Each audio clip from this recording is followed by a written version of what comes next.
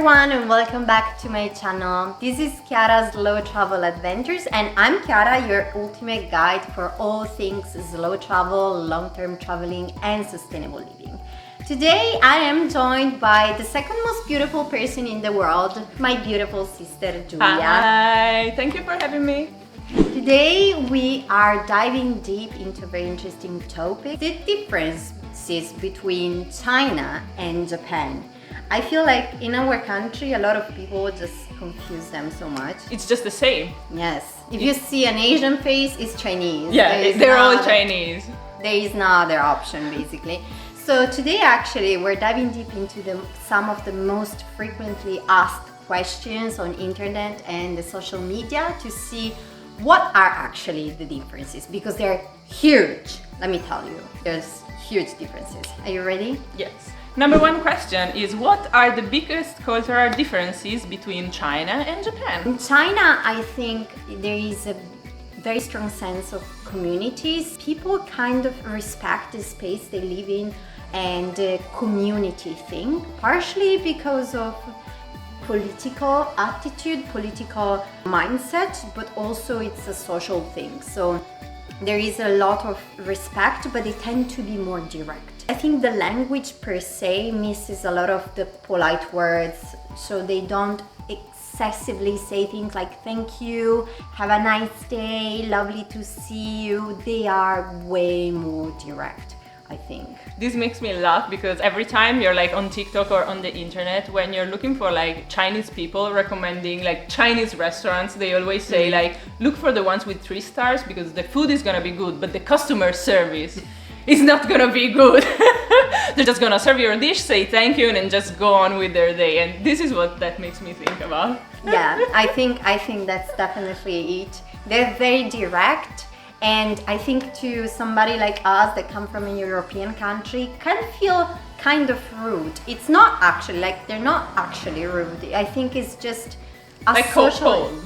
Yeah, not cold. They do actually feel rude in a sense. Yeah. Like maybe they bump into you, you would say, oh my gosh, I'm so sorry, forgive me. No, they just walk straight, they just don't care. But I really think it's cultural more than anything. Yeah. For us that we're used to a more European environment, I think it's strange, but for them it's very normal. For Japan, I have to say, Japan has the reputation for having like the most polite people on earth, basically.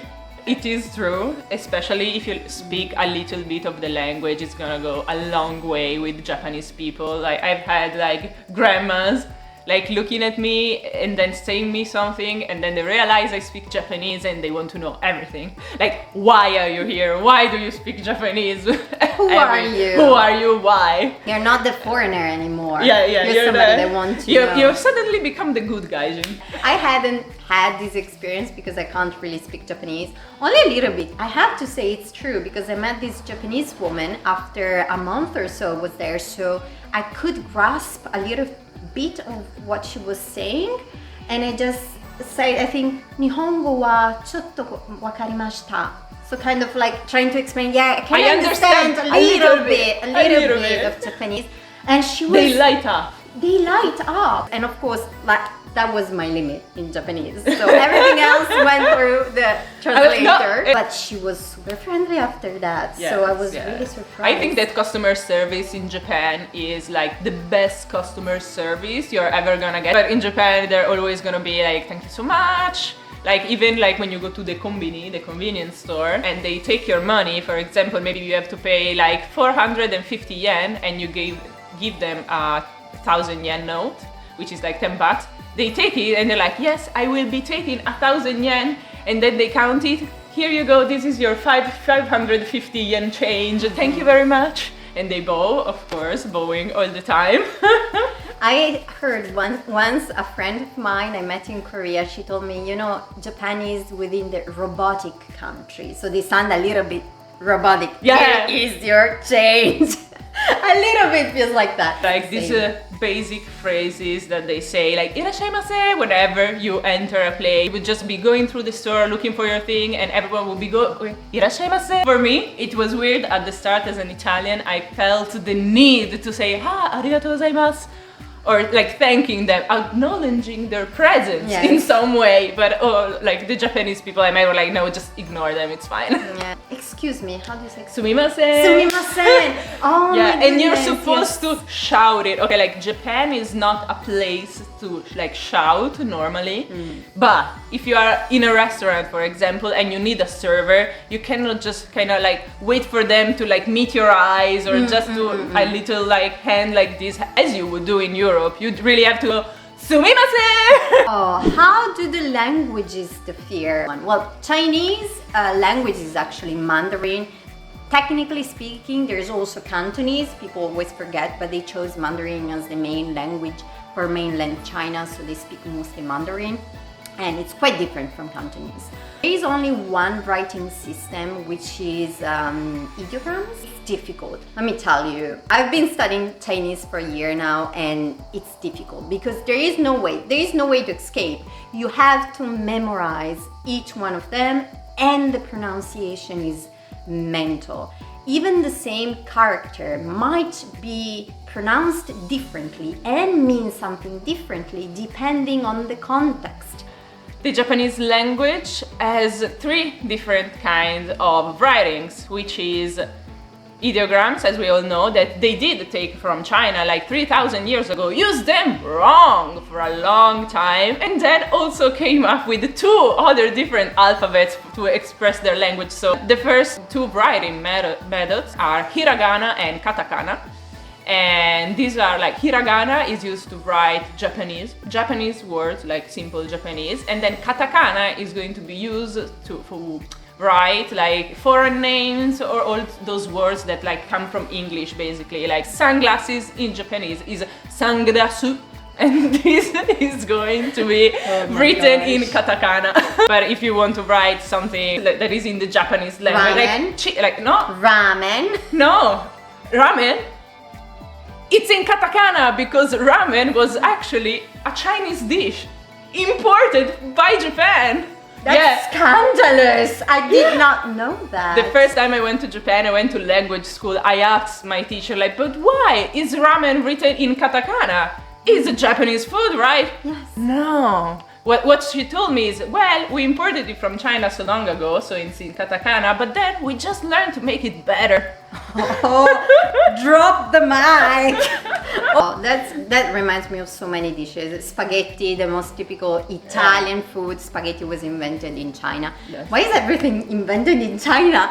I It's like it's one of the oldest like cultures in the world. Yes, that's they've probably always why. been such a big like dynasty, big country that of course like we had like the Silk Road connecting China to Italy. Tea, how depending on where it came from, so from China, Is if cha? you took cha Or tea, yeah, or I tea, saw, depending on whether it was imported by the Silk Road from China Exactly. or from another country. This is also so very interesting. We always think about, especially in Europe, we have such a long ancient history because we're thinking the Greek and the Roman time Yeah.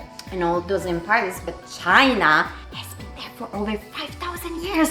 Like, I feel like we should humble ourselves a little bit. But I have to say, both languages have a pretty basic grammar. So I don't know if that's any help when it comes to learning it.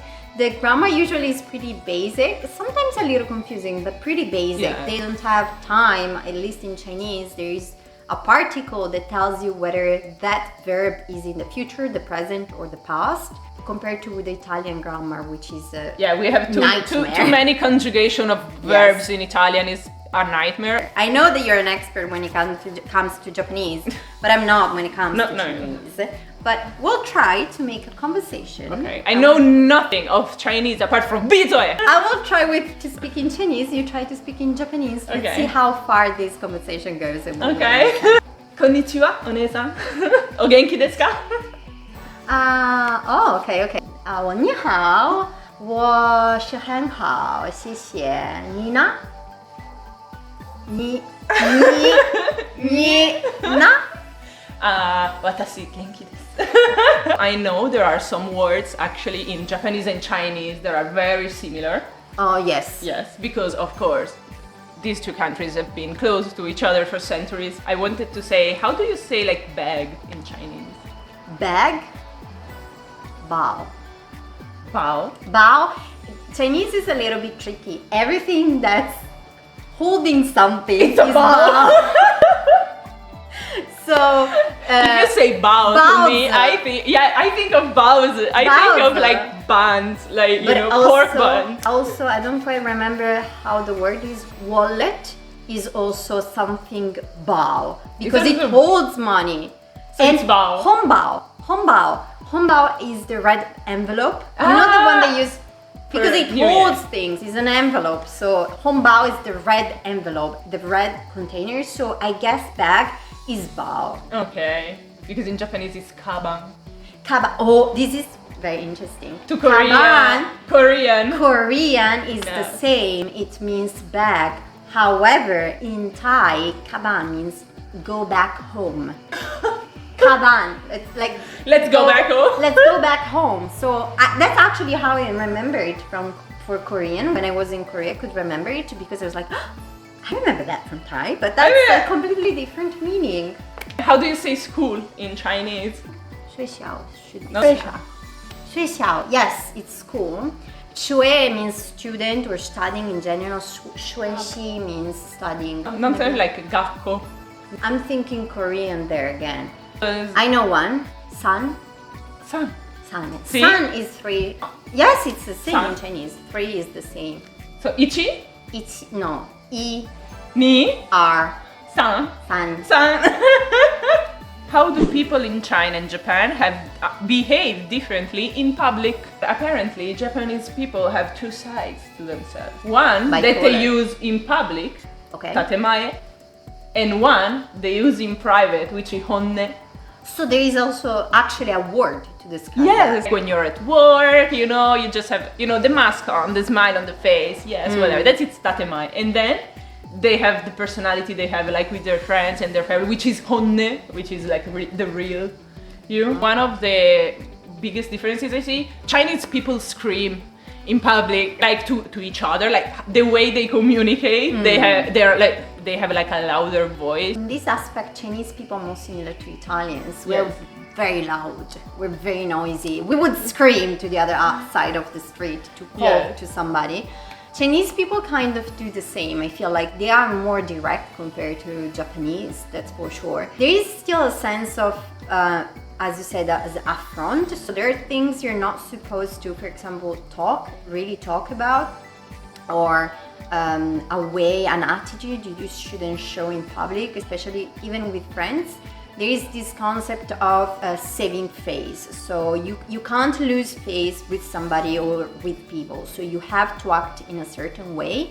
But yes, definitely Chinese people are very loud and they're way more direct than Japanese people. When I was in Japan, of course, from the store, you would expect people to not show you their insides, basically, what's inside of them, what they're thinking. But people that even they are hard to crack, I think. If they're just being like nice to you, being polite, just to live life without having any problems. I have a problem with you, we're friends, but I'm not gonna say anything. In Italy, we just hate to each other in the face. We don't even care about losing face like Chinese people. That we would just say. I think directly. that losing face in Italy would actually like pretend to like in someone that you don't actually like, and then like if someone finds that, they're gonna be like, why do you have to be so fake and like that? Yeah, it's basically the opposite. Basically the opposite of Japan. But that doesn't mean that you have to hide your true self when you travel to Japan, No. at least for like my point of view, because like you're not Japanese. They do know that you do not know the rules or whatever. In China? In China, it's more like they're way more direct. When it comes especially to social gathering, they're very similar to Italians. So they like to share food together and talk for a very long time, drinking, partying. You would never expect it because when we think about China, we think about work and a certain standardization, but in their private lives, they're not like that at all. They're way more relaxed. It's just that in front and like on a social facade is a little bit different. Yeah, that's in Japan as well. Like a lot of people don't realize how much Japanese people drink. I always thought they were like, the word in Japanese would be like majime. Poi si dice tipo con la testa sulle spalle. Ah, very put together. Yeah, very put together, you know, like they work, they go home, they like keep their house clean. The true thing is they work a lot, and after work they go and they drink a lot. Passing out in the street for how drunk you are, it's like normal, especially for like not for women really, like double standards, whatever. But like you would see like men passed out like just on the sidewalk in Japan, like completely normal, waiting for the station to open. Sometimes even not going home, but directly back to work. Yes.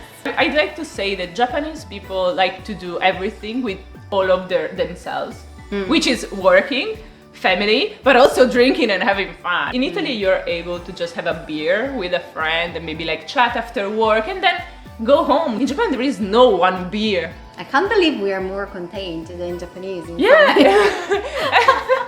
We are known for being like drinkers in Italy, you know, the wine, the bella vita. Like we don't go out to get faced. It just like kind of happens sometimes. But in Japan, I've seen it definitely. There is no like middle line. All of those, you know, preconceptions they have for foreigners. Lose their social yeah, place. like they tell you everything that they ever wanted to like ask foreigners and especially if you speak Japanese, because they're just scared to speak English because they don't speak it very well and they get anxious and conscious and scared, and so they don't speak. So if you want to actually know a Japanese person, you got to get them drunk first. Yes, exactly. What is like traveling in China versus Japan? I've already been in Japan, and traveling to Japan is the best experience you could ever have. Yeah, the most expensive one too. Let's not forget that. Yeah, pretty expensive, but the trains go everywhere. The buses go everywhere. It's very easy to obtain, say, the tickets for trains and buses. Everything works perfectly on time.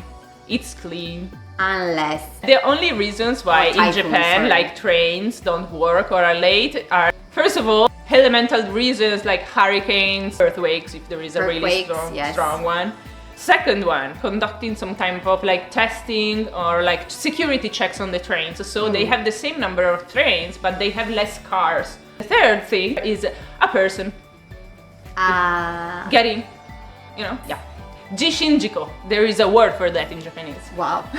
They have a specific word for when someone gets hit by a train. In Italian, we have a word to describe someone like pushing someone out of a window, so defenestrare. Oh, that's true. That's true. I think in China is pretty much similar in a sense. The transportation system is very efficient And clean. In Japan, it's so clean. Yes, but same in China actually. Like you wouldn't expect it as much as in Japan because it's not as famous or as well known.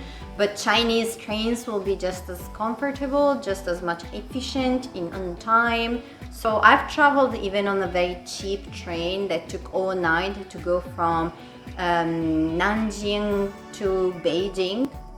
I think it was 9 hours train, and yes, it was very basic, but it was clean and it was on time, so no real complaint on that. Even the metro line works just fine. I think the only difference that I could tell is the noises. Like in Japan, people are super quiet. I still remember they were so quiet. So silent, yeah. So it's something Italians have no idea what it means because everybody are so loud on trains and metro and public transportation. In China, the same. They're not quiet. They're Italians like us, I think. In a sense, maybe we're more They're the Chinese. Italians of Asia. They're the Italians of Asia. Are we the Chinese of Europe? Oh, you know? we are the Chinese of Europe. That's also possible. What are some must-try foods in China and Japan? Yes, food, my favorite topic. Eat everything. I agree. For both countries, been to both, but anywhere really. Like, where should you not eat everything? As far as it's safe. Make sure it's safe. Been there, done that. For example, do not keep that leftover sushi your friends got you for the day after. Ouch. Just like drinking water in China, yes. Not boiled water, not pre-boiled water in China. But now I know. Now I know. The must-try foods in China, my favorite are baozi. Hot pot, also very popular, delicious. The flavor changes a lot depending on the region. I love Sichuan food, which is super extra spicy. The dumplings, I love the xiaobao, the small. Xiaolongbao? Yes, the xiaolongbao, the small ones with the broth inside. It's so good. Yeah. Have you ever So been, tasty. while you were in China, have you ever been to Haidilao? This one.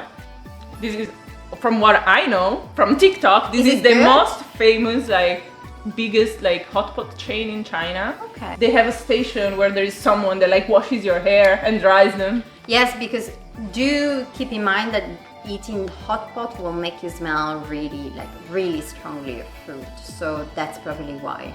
Yeah. Because you want to leave the place full but clean, so to be socially acceptable, I guess. How about Okay. Japanese food? So I think- for must-try food in Japan, I'm not gonna say ramen and I'm not gonna say sushi just because it's so basic. Like everyone should eat sushi while they're Yes, in but- Japan. Like I know you have sushi in your own country, but at least once you should try it in Japan. It's not the Ramen you same. probably have in your country, but you should try it at least once in Japan. Please don't go to Ichiran ramen. It's like coming to Italy and going to Pizza Hut to have pizza. Yeah. Don't do that. No, it's Please. just that like a lot of people are like, there are the good ramen shops in Tokyo. In Tokyo specifically, it's such a big city that restaurants don't stay open. You want a good ramen in Japan?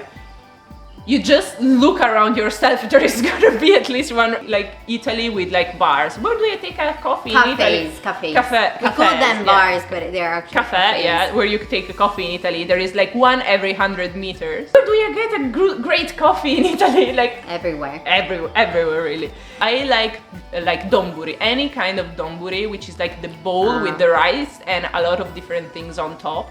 Like gyudon, it's very good. It's like beef strips of meat with like these onions and this like really sauce that is really good. You can find it for really cheap at like Yoshinoya or Matsuya.